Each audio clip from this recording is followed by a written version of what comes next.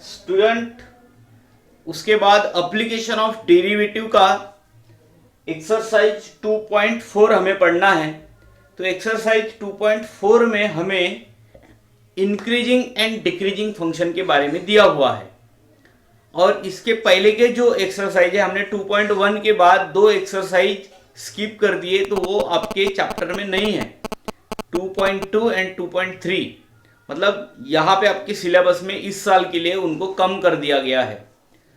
तो हम उसके बाद 2.4 पे जो हमारा टॉपिक है इंक्रीजिंग एंड डिक्रीजिंग फंक्शन, तो हम उसके बारे में डिस्कस कर रहे हैं। यहाँ पे फंक्शन इंक्रीजिंग कब होता है और फंक्शन डिक्रीजिंग कब होता है, बाद में उस क्वेश्चन की तरफ जाएंगे।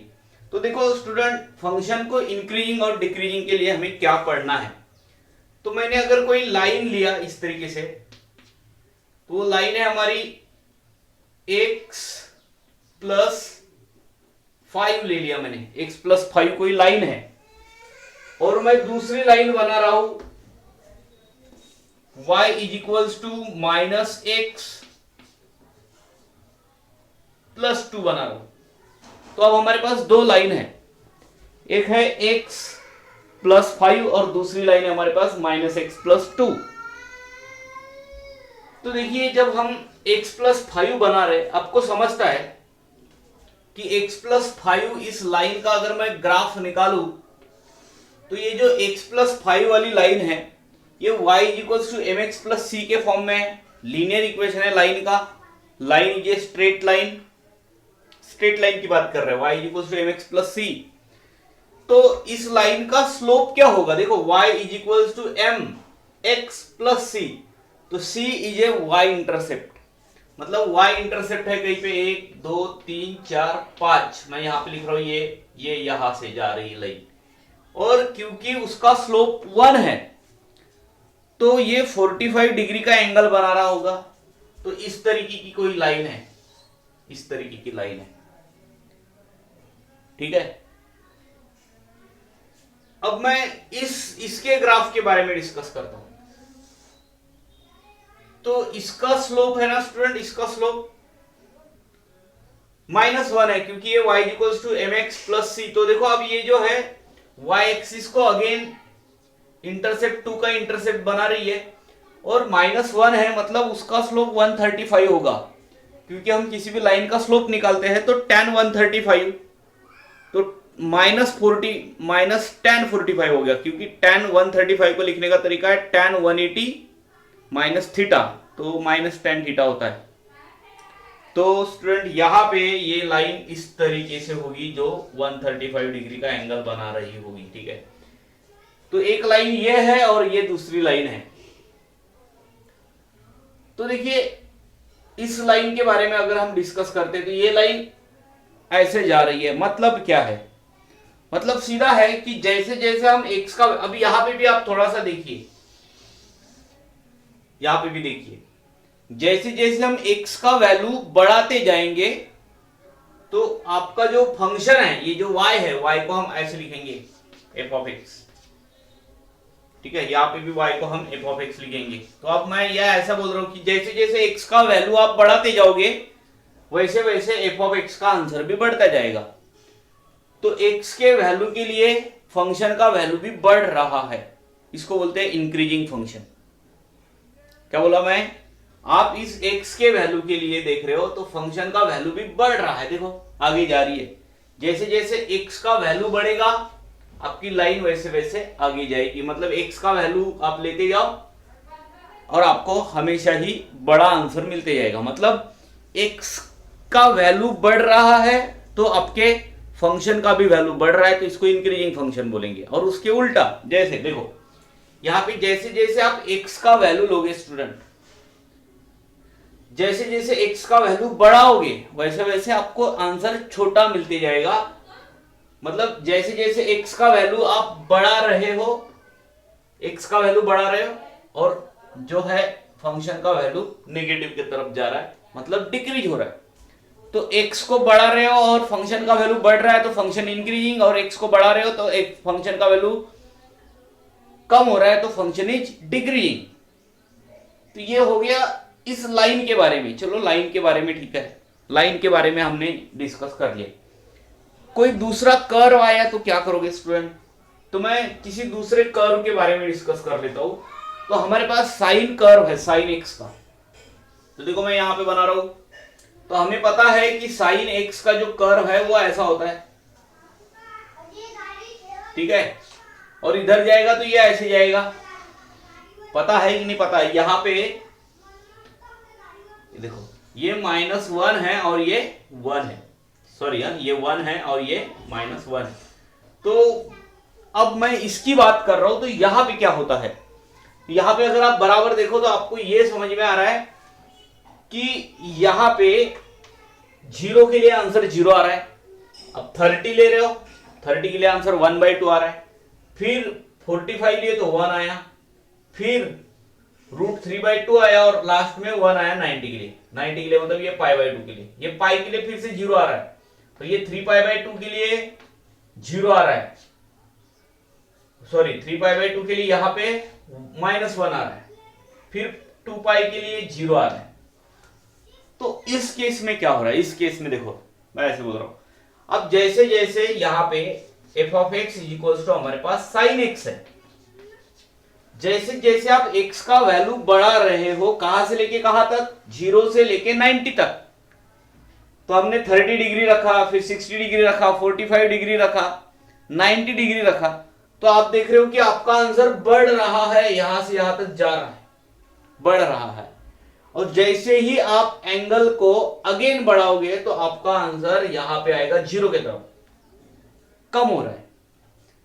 तो इस केस में क्या हो रहा है? जैसे जैसे आप x का वैल्यू 0, 30, 45, 60, 90 तक लेके गए तो आपका फंक्शन का वैल्यू जो है वो बढ़ रहा है, यहां पे बढ़ रहा है।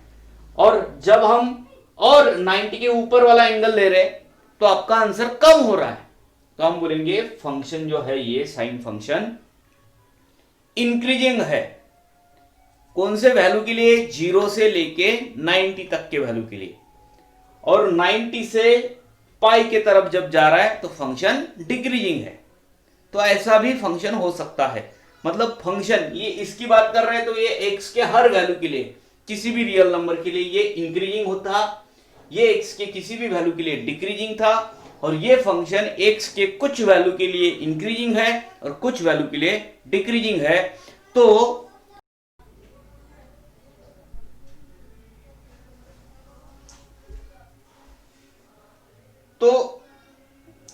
अब हम इसी डेफिनेशन को दूसरी तरीके से पढ़ने की कोशिश करते हैं कि डेरिवेटिव का क्या काम है, इस सभी में डेरिवेटिव का क्या काम है। तो मैं यहां पे अगर ये बोल दूं कि इस फंक्शन का अगर आपने डेरिवेटिव निकाला, डेरिवेटिव f' निकाला, तो f' कितना आ रहा है? f' 1 आ रहा है, ठीक है, 1 आया f'। इस केस में f' कितना आ रहा है? ये -1 आ रहा है इस केस में। तो f' मतलब ये जो लाइन है उस लाइन का स्लोप मिला आपको, और यहां पे भी उस लाइन का स्लोप मिला। तो लाइन का स्लोप 1 है, पॉजिटिव है, और यहां पे भी लाइन का स्लोप कैसा है? निगेटिव है। तो हमने देखा कि स्लोप पॉजिटिव तो फंक्शन इंक्रीजिंग, स्लोप निगेटिव तो फंक्शन डिक्रीजिंग। और इस केस में आते हैं जहां पे हमें दिया है f(x) = sin x, ठीक है। तो अब हम इसका डेरिवेटिव निकालेंगे, तो sin x का डेरिवेटिव क्या हो जाएगा? cos x हो जाएगा उसका डेरिवेटिव,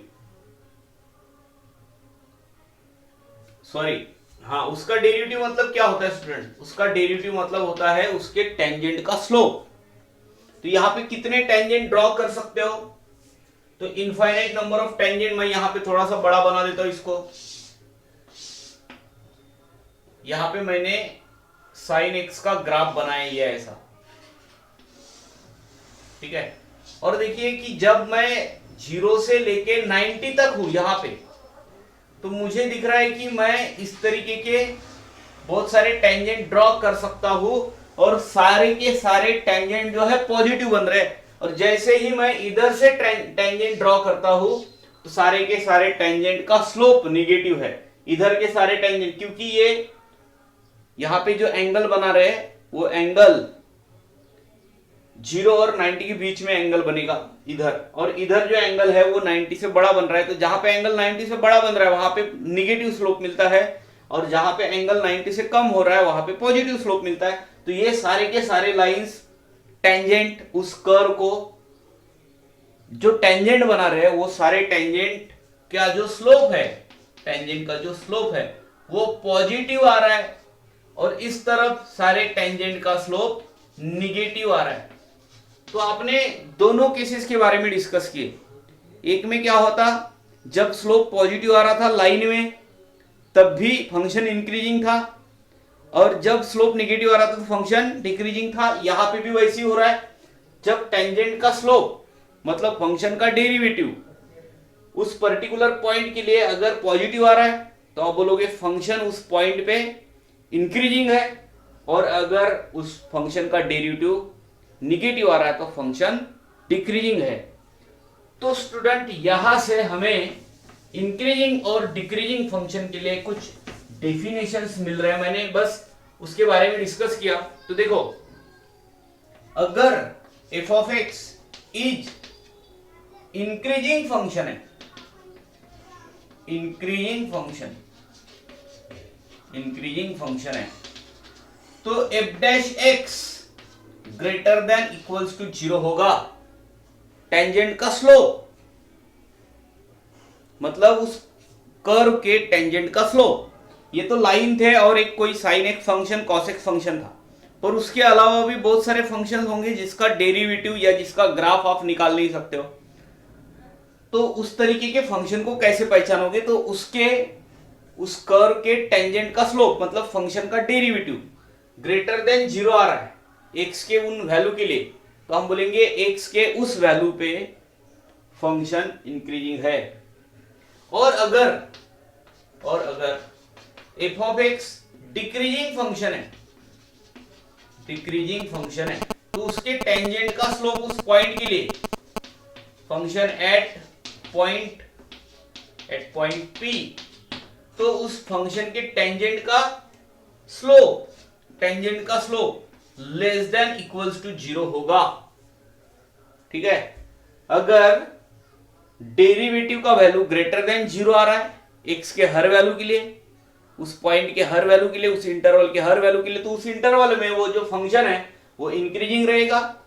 और अगर डिक्रीजिंग है तो उसके डेरिवेटिव का आंसर x के उस हर वैल्यू के लिए लेस देन इक्वल्स टू 0 आएगा। ठीक है, अब हम यहां पे आते हैं, इंक्रीजिंग हो गया, डिक्रीजिंग हो गया। अब हम बात करते हैं स्ट्रिक्टली इंक्रीजिंग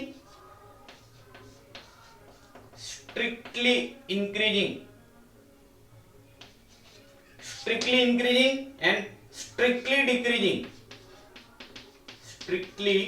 डिक्रीजिंग। जब स्ट्रिक्टली इंक्रीजिंग दिया है स्टूडेंट तो ये इक्वल्स टू यहां से हटा देना, और यहां पे जब स्ट्रिक्टली डिक्रीजिंग दिया हुआ है तो ये इक्वल्स टू हटा देना। तो ये थे आपको सिंपल जो डेफिनेशंस दिए उसके बारे में। अब आपको प्रॉब्लम जो आएंगे उसके बारे में डिस्कस करते हैं, और इधर जाते हैं 2.4 में।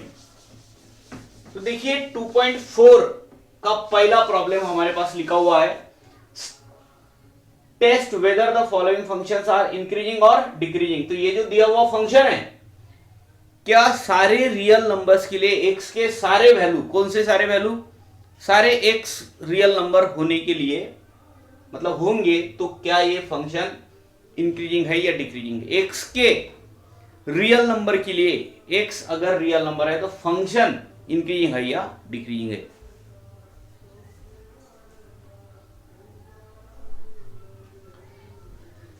तो हमें फंक्शन इंक्रीजिंग है या डिक्रीजिंग है चेक करने के लिए हमें उसके स्लोप का टेंजेंट देखना पड़ता है, सॉरी टेंजेंट का स्लोप देखना पड़ता है।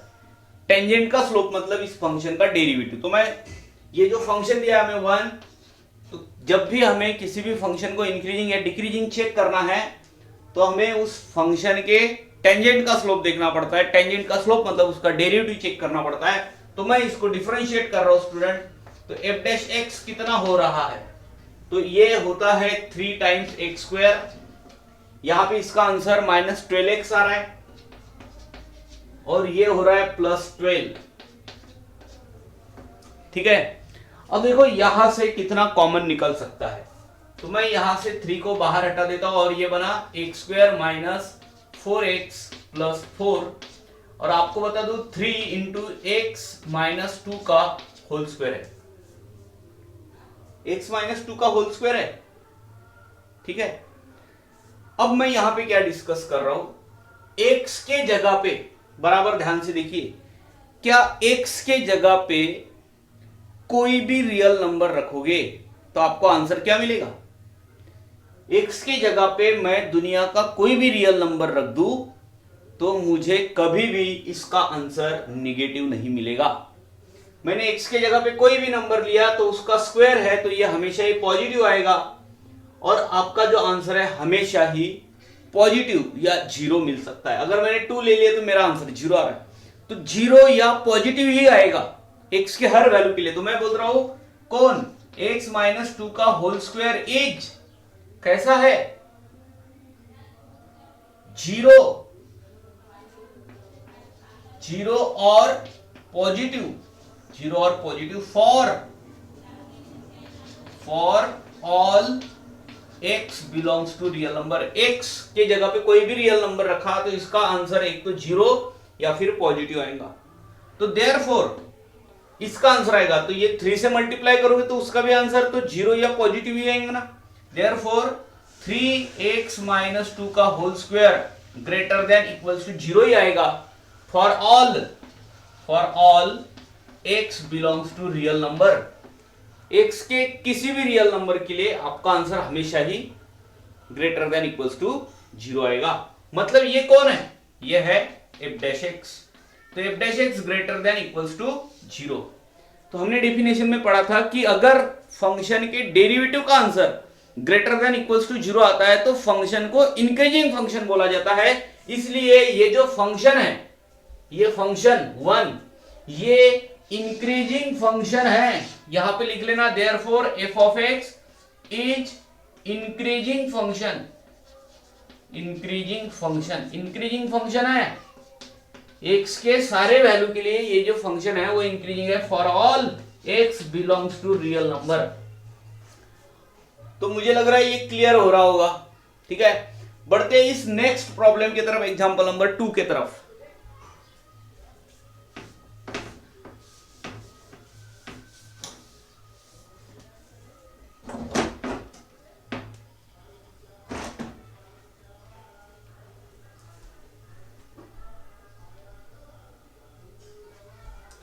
अब देखो स्टूडेंट, एग्जांपल नंबर 2 जो आपको दिया हुआ है यहां पे 2 minus 3x plus 3x square minus x cube. तो देखो अभी हमें उस फंक्शन को चेक करना है वो इंक्रीजिंग है या डिक्रीजिंग है सारे x के लिए।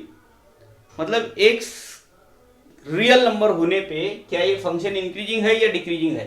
तो फिर से किसी भी फंक्शन को हमें इंक्रीजिंग डिक्रीजिंग अगर चेक करना है तो हमें उसका डेरिवेटिव निकालना पड़ता है। मतलब उसके टेंजेंट का स्लोप अगर पॉजिटिव आ गया तो फंक्शन इंक्रीजिंग और निगेटिव आ गया तो फंक्शन डिक्रीजिंग। तो यहां पे चेक करें तो इसका डेरिवेटिव जीरो हो गया, माइनस इसका डेरिवेटिव तो यह आता है -3।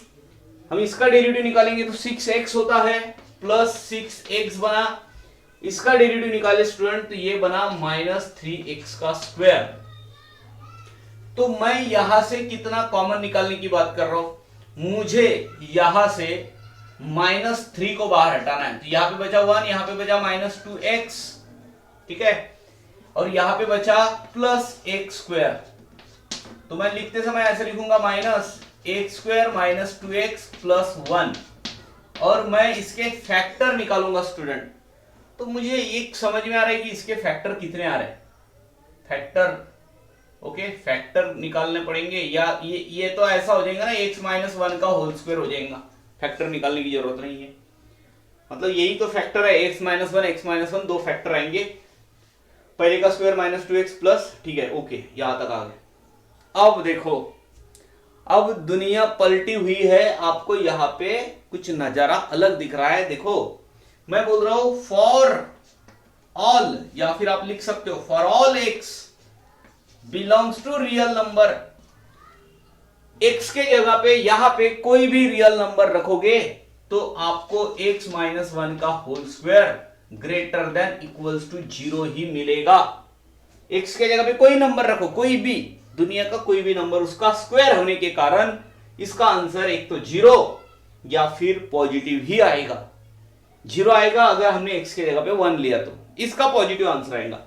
ये पॉजिटिव नंबर और यहां पे इंटू में निगेटिव नंबर, तो ये तो हमेशा ही निगेटिव मिलेगा।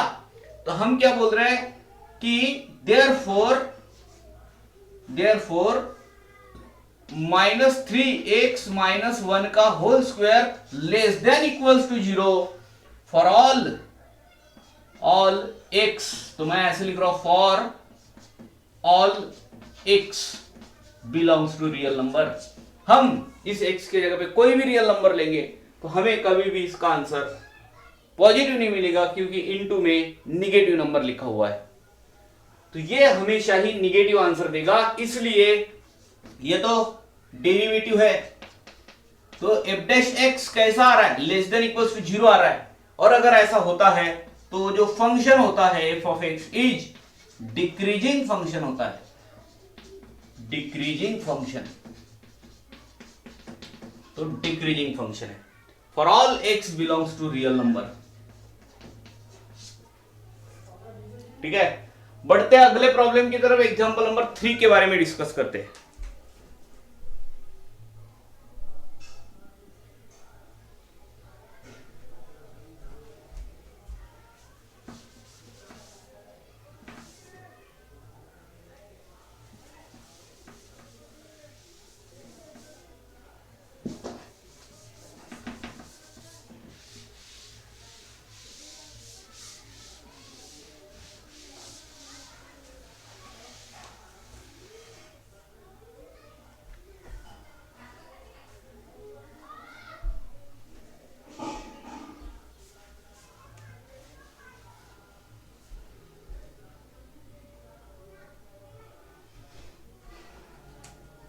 अब देखिए एग्जाम्पल नंबर 3 हमारे पास लिखा हुआ है, और उन्होंने ये भी लिखा है कि हमें ये चेक करना है कि क्या x के वैल्यू के लिए ये फंक्शन इंक्रीजिंग है या डिक्रीजिंग है। तो स्टूडेंट, अभी हमने इसके पहले भी डिस्कस किया हुआ है कि अगर उसके टेंजेंट का स्लोप पॉजिटिव आ रहा है तो फंक्शन इंक्रीजिंग, टेंजेंट का स्लोप निगेटिव आ रहा है तो फंक्शन डिक्रीजिंग। अब इस केस में क्या हो रहा है, तो हमें दिया हुआ है x 0 के लिए डिफाइंड नहीं होता है ये, तो इसलिए उन्होंने x का वैल्यू 0 नहीं लेना है, तो हमें 0 को छोड़ देना है, 0 नहीं लेना है। अब बाकी वैल्यू के लिए चेक करना है।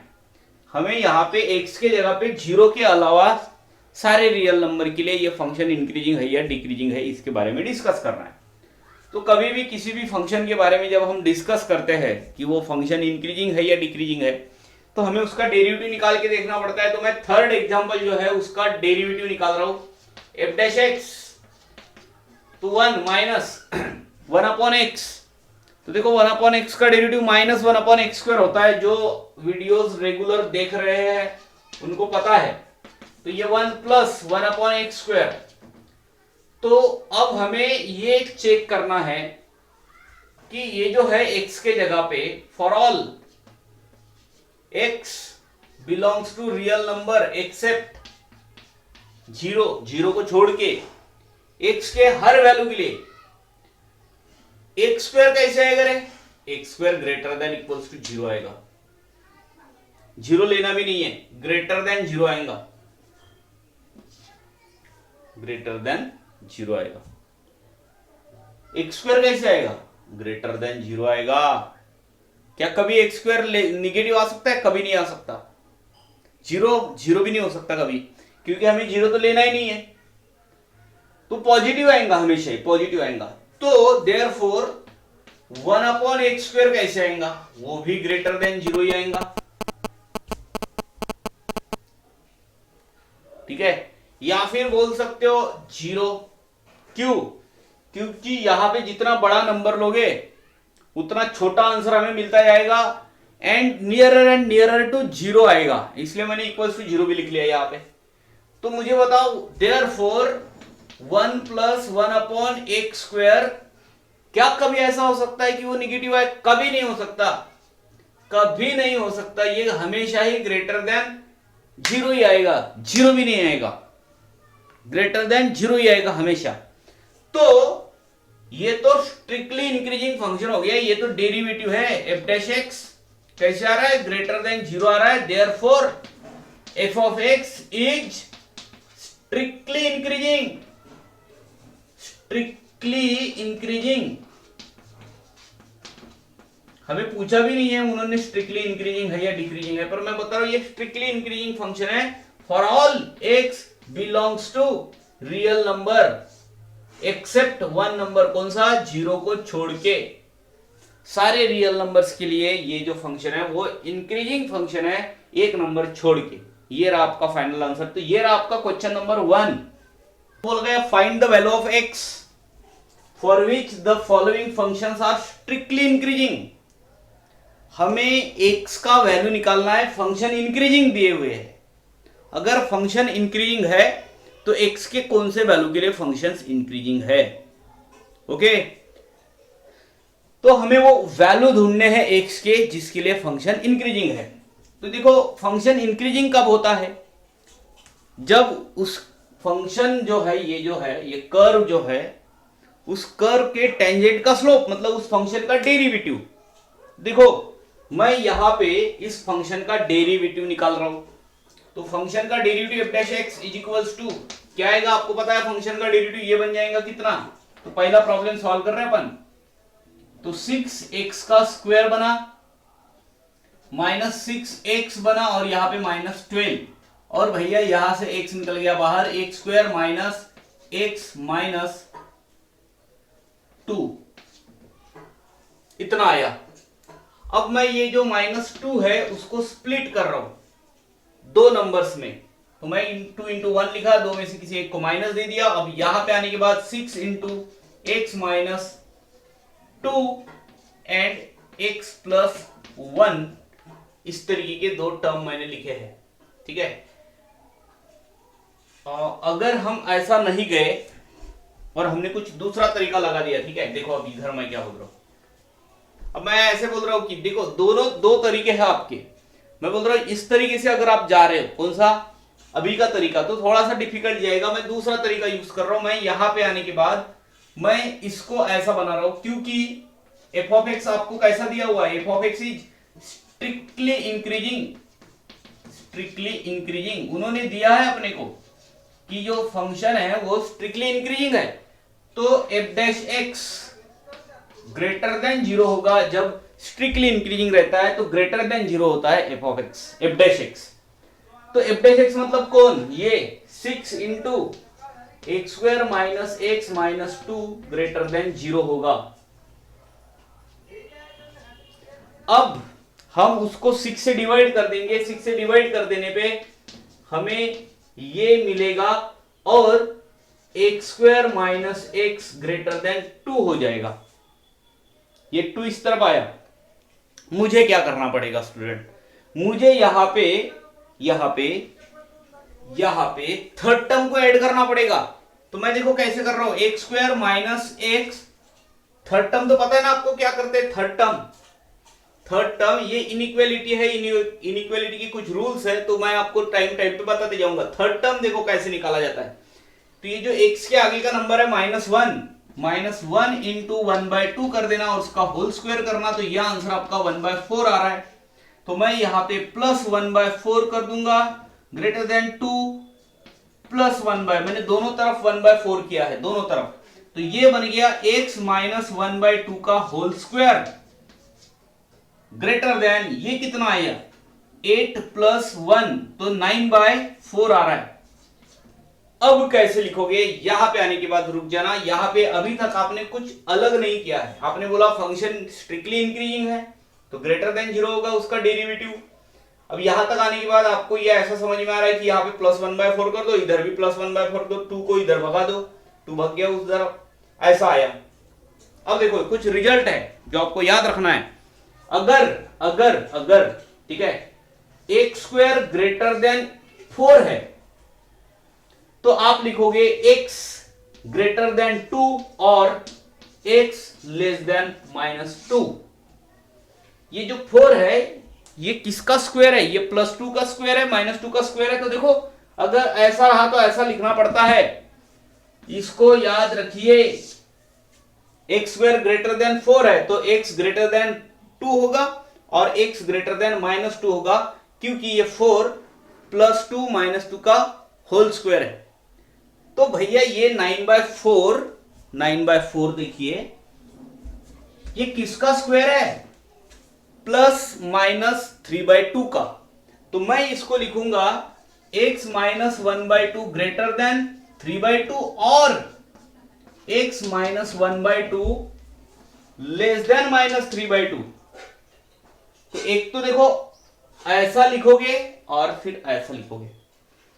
अगर आपने ऐसा लिखा हुआ है तो इसको इधर लेके जाइए, देयरफॉर x ग्रेटर देन 3/2 + 1/2 होगा, या फिर x लेस देन -3/2 और इधर आएगा तो +1/2 हो जाएगा।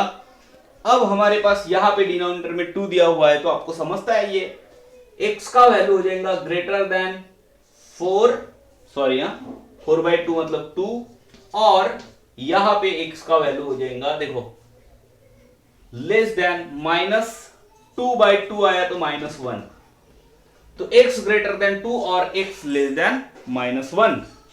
तो इसको इंटरवल के फॉर्म में भी लिखने के अलग अलग तरीके हैं, पर x के कौन से नंबर्स के लिए? 2 से बड़े नंबर्स के लिए और -1 से छोटे नंबर्स के लिए ये फंक्शन स्ट्रिक्टली इंक्रीजिंग रहेगा। या तो x के पॉजिटिव नंबर्स के लिए 2 से बड़े नंबर्स के लिए, या फिर x लेस देन -1 के लिए ये स्ट्रिक्टली इंक्रीजिंग फंक्शन रहेगा। तो ये था आपका example number 1। Example strictly increasing है तो उसका डेरिवेटिव ग्रेटर देन 0 होगा। तो मैं फिर से उसका डेरिवेटिव निकाल लेता हूं। देखो f' निकाला तो ये f' आ रहा है 3 + 3x - 3x² + x³ अब मैं इसको इसका डेरिवेटिव निकालना है मुझे। इसका डेरिवेटिव निकालना है तो डेरिवेटिव कितना? 0 + 3 -6x + 3x²। ओके, तो कौन बाहर आएगा? यहां से 3 बाहर आया, 1 - 2x + x²। तो यहां तक आने के बाद रुक जाना। आप बोलेंगे फंक्शन कैसा है? सिंस फंक्शन कैसा है? f of x is strictly increasing. Function strictly increasing है। अगर फंक्शन स्ट्रिक्टली इंक्रीजिंग है तो f' ग्रेटर देन 0 होगा। Therefore 3 1 - 2x + x² greater than 0 होगा। That means 1 - 2x + x² greater than 0 होगा। अब जैसे हमने इसके पहले किया था वैसे ही अब मैं इसको अगर ऐसे लिखूं x² - 2x और इस 1 को उस तरफ लेके जाऊं तो -1 हो जाएगा। थर्ड टर्म निकाल के प्लस माइनस करेंगे, थर्ड टर्म आएगा +1। ठीक है, तो यहां पे देखिए स्टूडेंट ये ऐसे बनेगा, देयरफॉर x² - 2x + 1। एक्चुअली ये जो है यहां से भी हम अगर इसको बराबर बात करें स्टूडेंट तो ये तो होल स्क्वायर हो रहा है भैया। किसका होल स्क्वायर हो रहा है? ये x - 1 का होल स्क्वायर हो रहा है। अब रुकेंगे, अब बोलेंगे आपको क्या दिया हुआ है। तो ये x के कौन से वैल्यू के लिए स्ट्रिक्टली इंक्रीजिंग होगा? जब हम यहां पे है तो हमें दिया है 1 - x² ग्रेटर देन 0। तो x के कौन से वैल्यू के लिए ये आंसर जो है वो ग्रेटर देन 0 रहेगा? x के सारे वैल्यू के लिए कौन सा वैल्यू छोड़ के? 1 को छोड़ के। आपको क्या है बोला गया है कि ये फंक्शन स्ट्रिक्टली इंक्रीजिंग होना चाहिए, मतलब उसका डेरिवेटिव ग्रेटर देन 0 होना चाहिए। तो मैं वही पूछ रहा हूं ना, ये x के कौन से वैल्यू के लिए ग्रेटर देन 0 रहेगा? तो x के हर वैल्यू के लिए ग्रेटर देन 0 रहेगा एक्सेप्ट 1 वैल्यू। तो मैं यहां पे लिख रहा हूं कि ये जो है x - 1 का whole square greater than 0 for all x belongs to real numbers except one number, one. तो this function is increasing function, strictly increasing function if x is a real number except one number. कौन सा? -1, एक number को छोड़ के यहां पे. ठीक है, तो ये हो गया आपका फाइनल आंसर. अब बढ़ते हैं इस एग्जांपल की तरफ, एग्जांपल नंबर 3 के तरफ.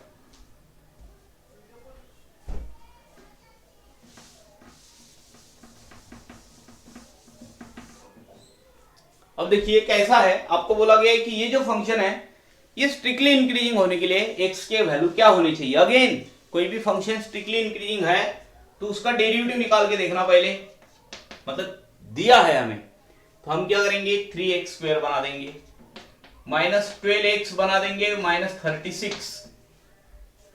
ओके, तो मैं बोल रहा हूं f(x) कैसा है, is strictly increasing function, strictly increasing function है. अगर वो स्ट्रिक्टली इंक्रीजिंग फंक्शन है तो उसका मतलब f' कैसा होना चाहिए, ग्रेटर देन 0 होना चाहिए. मतलब कौन ग्रेटर देन 0 होना चाहिए, 3x² - 12x - 36 ग्रेटर देन 0 होना चाहिए. दैट इज 3x² - 4x + 12 = 0 होना चाहिए. ओके, तो हमने डिवाइड कर दिया. That is x² - 4x - 12 greater than 0 होना चाहिए. ऐसा होना चाहिए. तो यहां पे ओके, ठीक है, ग्रेटर देन इक्वल्स टू नहीं. अब देखिए हम यहां पे x² - 4x = मैं बना रहा हूं 12 = नहीं, ग्रेटर देन 12. तो इसके पहले भी हमने पहला प्रॉब्लम किया था. इसके दूसरे प्रॉब्लम में ऐसा हुआ था स्टूडेंट कि वहां पे होल स्क्वायर आ रहा था, ये कंप्लीट स्क्वायर नहीं है. जहां पे ये कंप्लीट स्क्वायर नहीं है वहां पे इस तरीके से सॉल्व करेंगे. अब थर्ड टर्म निकालेंगे. तो x² - 4x और कितना आ रहा है, थर्ड टर्म. तो थर्ड टर्म फिर से 4 आ रहा है, +4 कर दिया, ग्रेटर देन ये 12 है तो इधर भी +4 कर देना. अब ये बना x - 2 का होल स्क्वायर ग्रेटर देन यहां पे 16. तो अभी हमने एक प्रॉब्लम सॉल्व किया था, तो जहां पे अभी मैं फिर से बता रहा हूं x² ग्रेटर देन 25 है स्टूडेंट, तो x ग्रेटर देन 5 होता है या फिर x लेस देन -5 होता है, ऐसा होता है. तो जहां पे x - 2 का होल स्क्वायर ग्रेटर देन 16 है, आप बोलेंगे x - 2 ग्रेटर देन 16 और x - 2 लेस देन -60. सॉरी, यहां 16 नहीं, ये किसका कंप्लीट स्क्वायर है, ऐसा. तो ये हो गया x ग्रेटर देन 6 और x लेस देन -2. तो x के 6 से बड़े नंबर्स के लिए फंक्शन इंक्रीजिंग होगा या फिर x के कौन से वैल्यू के लिए, -2 से छोटे नंबर्स के लिए ये.